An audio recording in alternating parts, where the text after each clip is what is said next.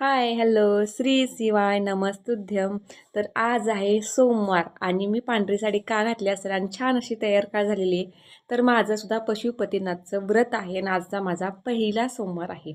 आणि म्हटलं चला तुमच्यासोबत थोडंफार शेअर करणार आहे. मी काय पूर्ण दिवसाचं रुटीन नाही शेअर करणार.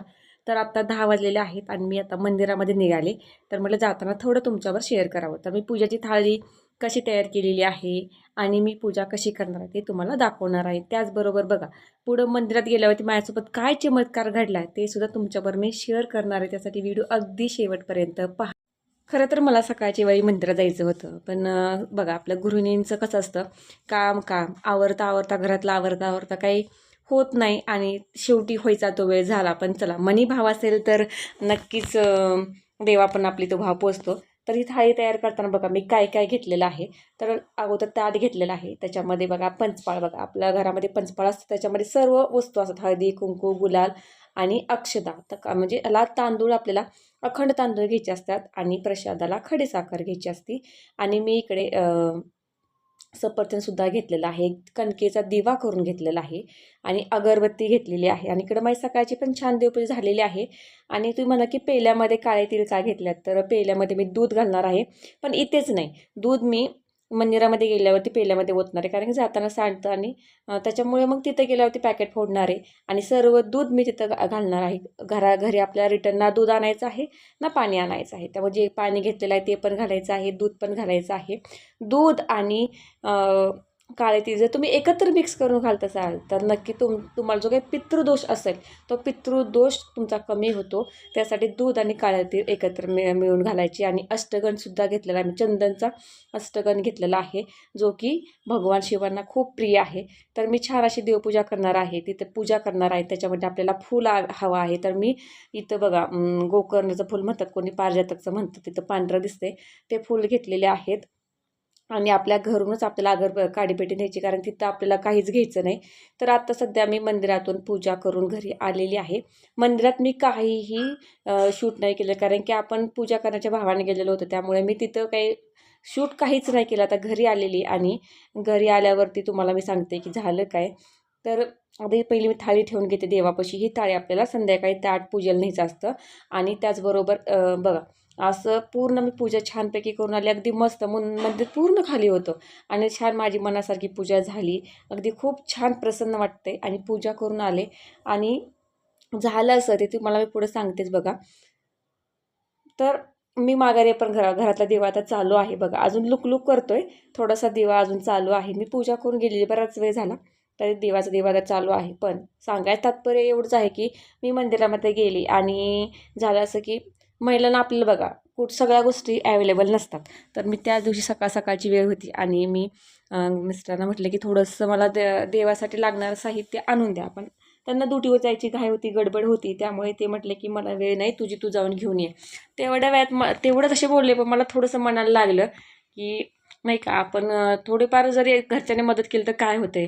पण त्यांना त्यांची ड्युटीची गडबड असते आणि आपल्या डोक्यात वेगळं असतं, त्यांच्या डोक्यामध्ये वेगळं असतं. तर त्यांनी मला काहीही आणून दिलं नाही. मग मी जे काही सामान घरामध्ये आहे उपलब्ध, ते सामान मी घेऊन मंदिरात जे माझ्यासोबत काय घडलं ते सांगायचं आहे, मला तुमच्यासोबत शेअर करायचं आहे. पण त्यासाठी माझ्याकडं मोठा व्हिडिओ नाही आहे, त्यामुळे मी तुम्हाला याद्वारे तुम्हाला सांगत आहे. मी तुम्हाला सांगत आहे, मग तुम्ही ऐकून घ्या. जर तुम्ही शिवभक्त असाल तर नक्कीच माझ्या भावना तुमच्यापर्यंत पोचतील. आणि शिवाचा महिमा, शंकराचा, भोळ्या शंकराचा महिमा किती अपार आहे हे तर जे शिवभक्ती करतात त्यांना आता माहीतच आहे. कारण की बघा, छोट्या उपायालासुद्धा बऱ्याच जणांचे अगदीच अडचणी दूर होतात. आणि जे कोणी पंडित मिश्रांचे जे पंडित प्रदीप मिश्र आहेत, त्यांचे जे कोणी व्हिडिओ पाहतात, कथा ऐकतात, त्यांना तर नक्कीच भगवान शिवांबद्दल बऱ्याच गोष्टी माहीत असेल. तर असो, मी तुम्हाला जास्त काही नाही, तर मी मेन मुद्द्यावरती येऊयात. तर मिस्टरांना म्हटलं की त्यांना टाईम नाही, तुला जे काय हवं आहे ते घेऊन ये आणि पूजा करायला जा. त्यांचंही काही चुकीचं नव्हतं, कारण की त्यांना ड्युटी होते आणि मलाही घरातली कामं होती. आणि माझी इच्छा काय होती की सकाळच्या वेळी मला पूजा करायची आहे, कारण की आपण म्हणतो ना की 7च्या आधी म्हणा 8 वाजेपर्यंत मला पूजा करायची होती. पण आमच्या इथे ना इतक्या लवकर फुलवाले हारवाले बाहेर स्टॉल लागलेले नसतात, म्हणजे जे काही बसतात विकायला ते लागलेले नसतात.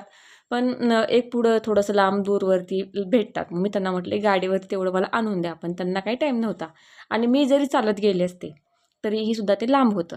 म्हणून मी काय म्हटलं, चला जे असेल त्या पद्धतीनं पूजा करूया. बघा, जे पंडित मिश्रांचे व्हिडिओ बघतात त्यांना माहीत असेल की ते पंडित मिश्रा काय सांगतात की जे काही तुमच्याकडे असेल भक्तिभावाने करा.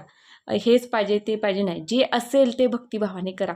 आणि मी त्याच भक्तिभावाने जे माझ्याकडं अगदी आजच्या पूजेमध्ये तुम्ही थाळी बघितली असेल, ताट बघितलं असेल पूजेचं, त्या ताटामध्ये बेलपत्रसुद्धा नव्हतं. आणि जानवं लागतं ते लागतं पण ते नव्हतं. पण माझ्याकडं जे उपलब्ध सामान आहे घरामध्ये त्या सामानात गेले, फक्त फूलच घेऊन गेले मी. फूलच फक्त तुम्ही ताटामध्ये पाहिलं माझ्या आणि समोरसुद्धा पाहताय तेवढंच घेऊन गेले. आणि मी मंदिराच्या आवारामध्येच त्या गेटमधनं आत गेले आणि आतमध्येच एंट्री केली. आणि समोरून ना एक व्यक्ती येत होता. म्हणजे ते व्यक्ती तिथं ते महादेवाला बाहेर नंदीला जे धोत्र्याचं फूल असतं, फूल नाही, धोत्र्याचं फळ असतं बघा, काटेरी फळ असतं. ते फळ ना, ते तुम्हाला सर्वांना माहिती आहे की ते महादेवाला अत्यंत प्रिय फळ आहे.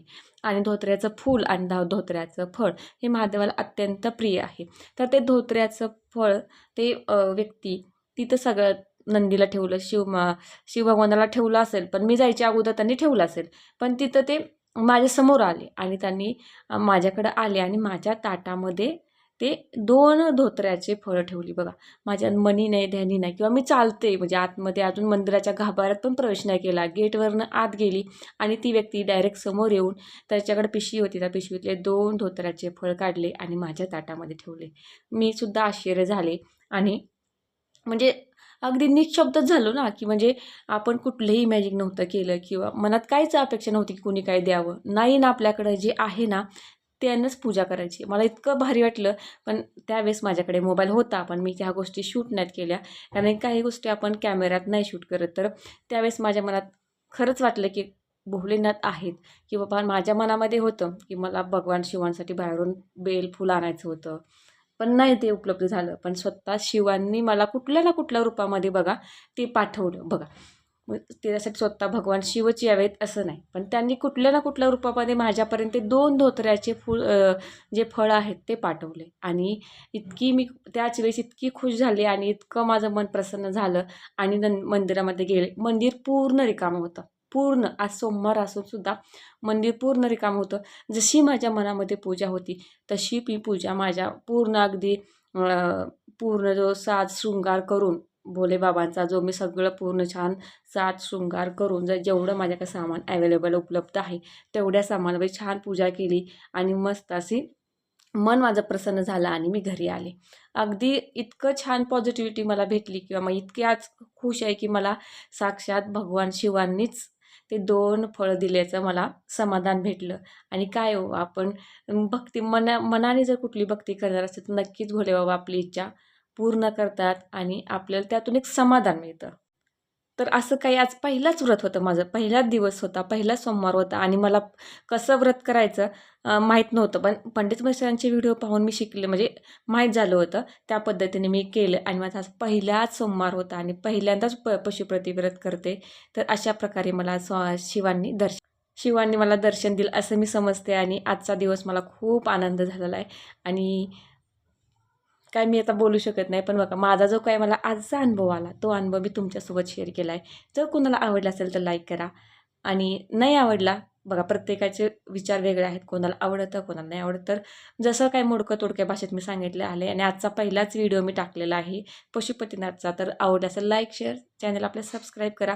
जसं भोलेबाबा माझी इच्छा पूर्ण करत तसे तुम्हा सर्वांच्या इच्छा पूर्ण करूच भोलेबाबांचरणी प्रार्थना करते. हा व्हिडिओ इथेच थांबवते. अजून जर काही तुम्हाला कोणाला जर काही भोलेबाबांचे अनुभव असतील तर नक्कीच मला कमेंटमध्ये सांगा. भेटूया पुढच्या एका नवीन व्हिडिओसोबत.